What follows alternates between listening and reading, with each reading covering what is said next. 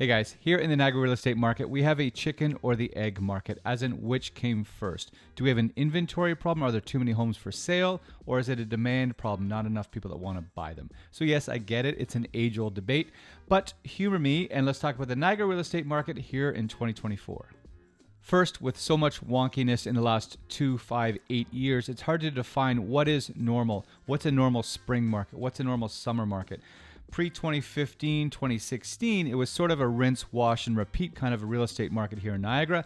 But over the last 5, 8 years, it has been anything but. So comparing 1 year to the next, 1 month to the next, one market to the next is challenging.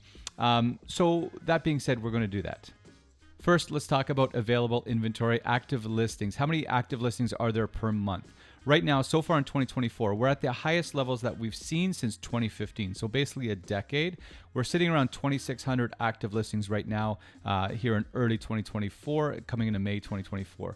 The back half of last year, back half of 2023, we were up into the 26, 28, pushing 3,000 active listings, which is a number we've never seen. So yes, there is a lot of active listing inventory on a monthly basis, but there's all kinds of different ways to unpack that, which of course we're going to do. First, let's talk about the number of active listings, available inventory in a sense. So if there's a lot of active listings on a month, there's a whole bunch of reasons for that. It's longer days in the market, lower demand, oversupply of listings, pricing's out of whack. All those things contribute to more listings being on the shelf on a month-to-month basis. So here in early 2024, we are at the highest number of monthly active listings since 2015. So yes, we are running at levels that we don't typically see. Have a look at this graph. So this graph is looking at the first 4 months of each year from 2015 through to 2024 and what the average active listings was per month for each year. And you can see 2,263 was the average for 2015. Currently in 2024, we're averaging 2,253 active listings per month. So we're a mere 10 active listings from that previous record. And you can see in that graph, we're clearly running at longer inventory than normal. But like I said, there's all kinds of reasons to it. It's not that we'll get into it. Hold on. So this goes back to the chicken or the egg. Is it more houses being put up for sale? Is there more people saying, hey, let's move? Or is it that there's less demand, less people wanting to buy those houses? Or is it a combo pack of both? So let's talk about sales then. Yes, sales are down. They were well below normal the back half of 2023. Here so far in 2024, it's not terrible, but it's not where we should be. But is it less buyers or is there just less buyer activity happening? I would argue there's less buyer activity. There's lots of people looking. There's lots of people on the sidelines that want to get in, but they're not because of all kinds of various reasons. But that less buying activity contributes to the higher active listings, more days in the market, more price volatility. And it's just due to the uncertainty that's out there. There's the lack of predictability, the unsuredness, is that a word? Of people in general on what to do next. So if I was to reduce all that uncertainty and fog into one concept, I would call it the red X scenario. Here it is. So think of seller A who can't sell their home. They're sort of languishing. There might be some rust on that old for sale sign because there's 11 other houses like it that are in the area. There's just not enough people that are willing to buy. And so they're stuck. They want to go and buy, but they can't because they're stuck here with their for sale sign. In a more fluid market, they could sell, they go and buy, they sell. Everything's sort of chugging along, but we don't have that fluidity. And so that seller who can't sell is contributing to the on the sidelines buyer demand side of things as well. Or perhaps they can sell, but the affordability isn't there. Sure, I can sell for X, but the numbers don't make sense for me to make that leap, go through all that sort of turmoil to get over there. The numbers don't line up right now as it currently stands, so we're going to stay put. As well, we've got a lot of people that are selling and not buying anything. You have investment properties getting dumped.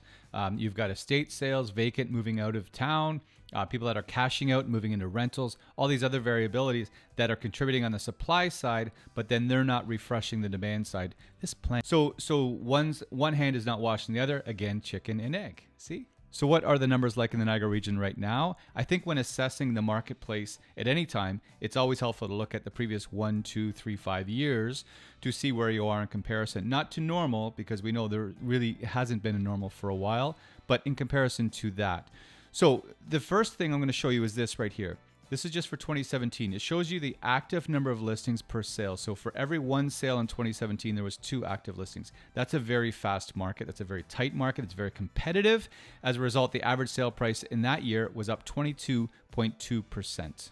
The government introduced some mortgage rules that changed things a little bit. As a result, 2018 had 3.3 active listings per sale, and the average sale price was only up 3.1%. And I say only with sort of a asterisk beside it because still that's decent. But in relation to the previous year, 3.1% increase directly tied to the government changes in the mortgage process. And so that was the 2018 market, which fed into 2019. 2019 was a bit more active than 2018 with 3.1 active listings for sale, which brings us to the granddaddy of all chaos, which was 2020. 2020, as we all know, was a year of all kinds of chaos. The very first 4 or 5 months of 2020, we were at 5 active listings per sale. It was a slow market. Everything was grinding to a halt. We were all hiding in our rec rooms. The back half was absolutely lights out. We were under 1 active listing per sale. We all know what happened, right? No secret there. So for 2020 as a year, we were at 1.9 active listings per sale. The average sale price for 2020 was up 21.1% as well. So again, it was what it was. 2021, the all-time victor of all years of Niagara real estate, at least to this point, with 10,050 sales. We only had 0.9 active listings per sale for 2021. We all know what happened. The average sale price was up 27.8%.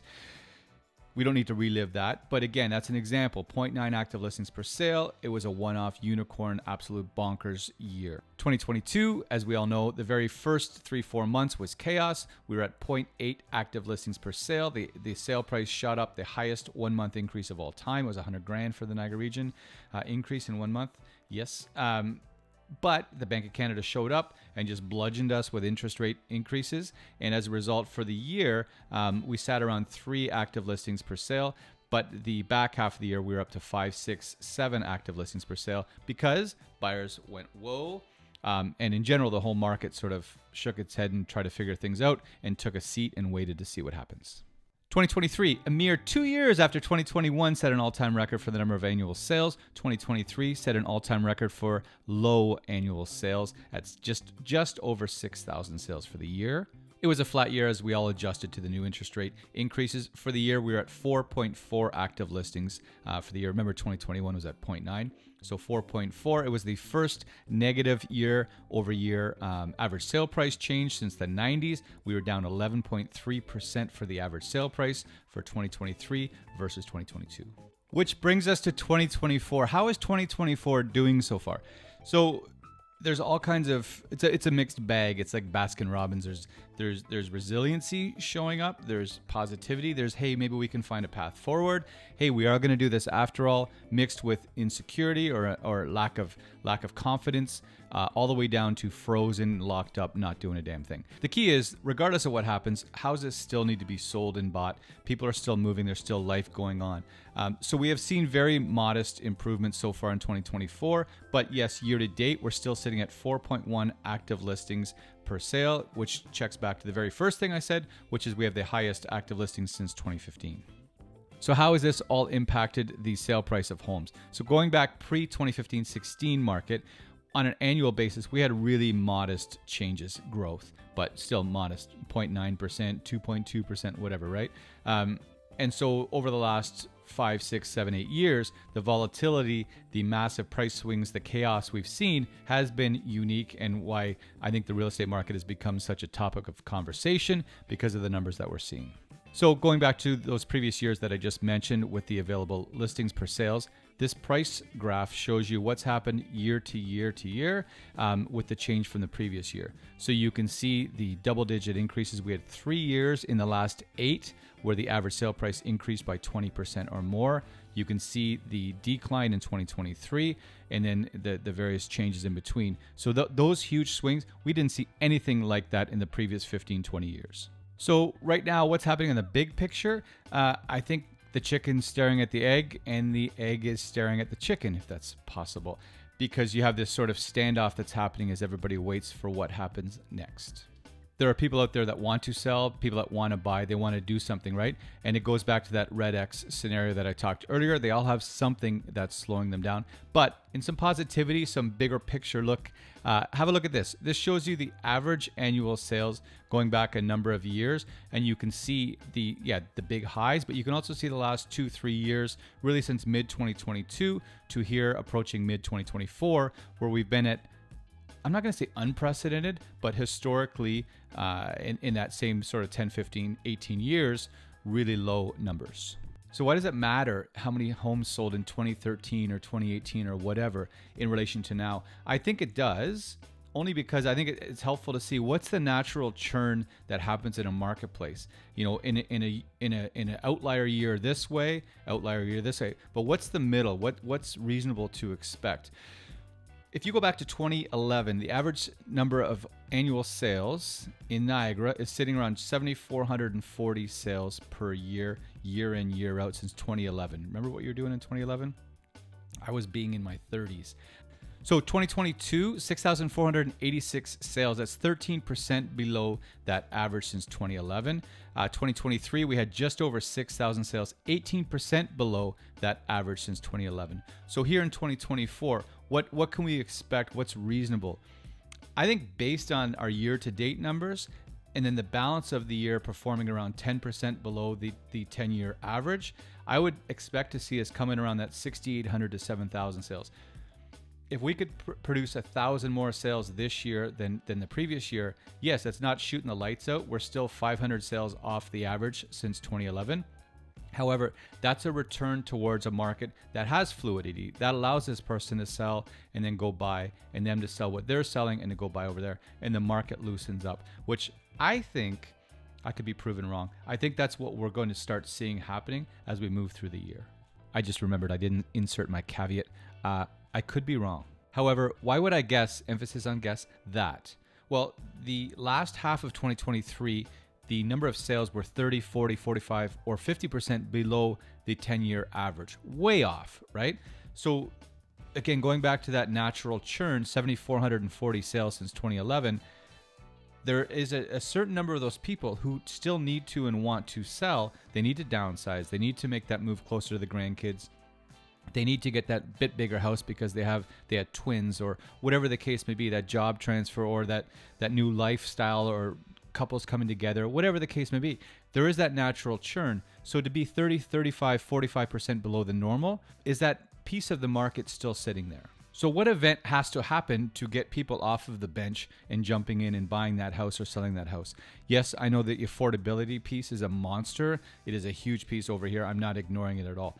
However, when the Bank of Canada touches the rate, there's a lot of expectation that that's going to have a direct impact on overall market sentiment, on overall market activity, on pricing, on everything, right?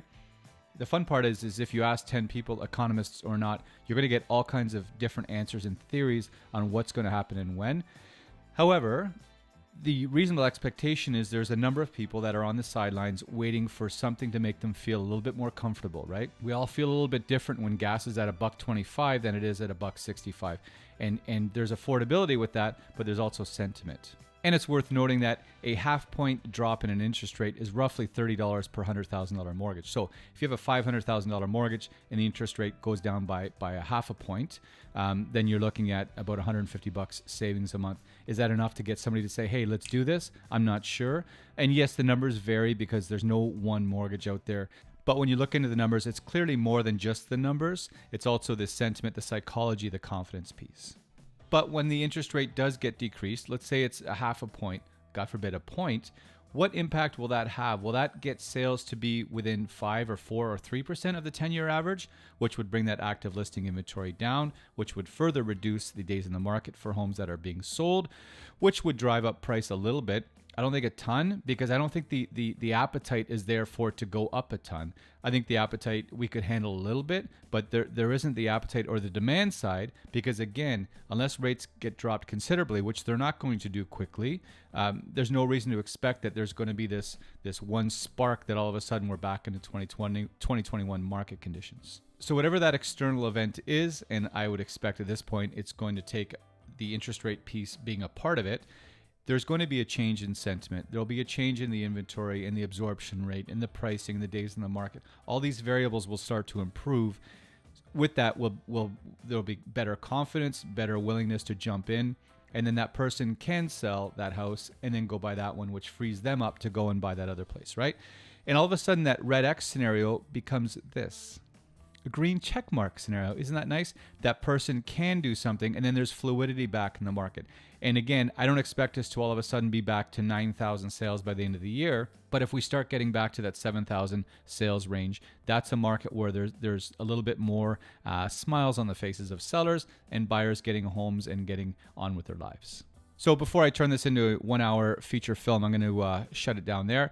That is in a nutshell what we're watching. We're watching the trend line for active listings. We're watching the sales compared to what is normal. We're watching the days in the market for homes that are selling, days in the market for active listing inventory. We're looking at the gap between active listings and sales, the gap between active list prices and what things are actually, all these things, right? They all follow the same recipe and lead you down the same path. And what we're seeing right now is certainly more healthy and more positive than what we saw last year. We're not where we need to get to, but we've certainly made great steps forward. So we'll continue to watch out for that. If you're interested in keeping track of the Niagara real estate market, I'm going to link a few things down below. We have a market insight graph page on our website that tracks average sale price, sales, and listing inventory for the Niagara region, as well as each municipality. So there's a bit of a scroll there, but you can have a look, and we update that throughout as we go through the months and the year. So you can have a look at that. We also have our blog where we have market reports and little quick or long form insight on what's going on in the real estate market as well. And then there's the good old-fashioned contact page. If you have a question for us, you want to chat about the market, your home, neighborhood, town, whatever it is, reach out. Legitimately, we love to chat about the market. We are here, happy, ready to help. Okay, so so stay tuned. I'm going to try to jump on here more than I have been and keep updating you on the Niagara real estate market. I'm happy to do it and happy to chat. Okay, take care.